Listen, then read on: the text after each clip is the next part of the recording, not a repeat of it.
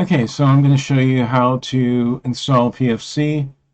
Sometimes we install it from the repository, but I'm working on the update from Jan's website, so we're going to install PFC in the simplest way, which is pack install PFC. We'll see if this works. Do we want to install dependencies? Yes. So let's do that, and let's activate it. Okay, let's exit out of SWI. We'll restart and we'll see if we can get, we'll see if PFC is working.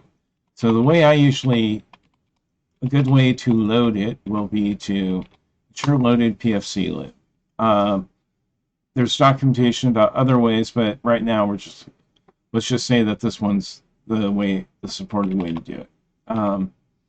So first thing we're going to do is we're going to add a forward chaining rule of if a person is a person and they're not female, let's assert that they're male. Trying to be binary here, but this is just an easy example. Let's do a listing on these predicates. Okay, so no data on any of those predicates.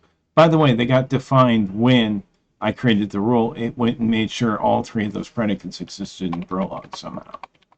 So let's give a rule about, let's give a fact about Pat being male. Oops. We will give a fact about Pat being male. Or actually, let's just add Joe being the person.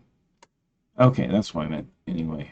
All right, so let's do a listing on our database. So we have Joe as a person and Joe as male. And the reason this is because he's not female. So let's get a listing of why Joe is male.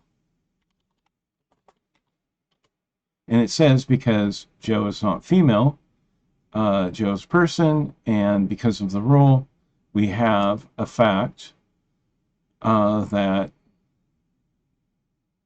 we have justifications for Joe being male. Okay, so next video I'll show you a little bit more.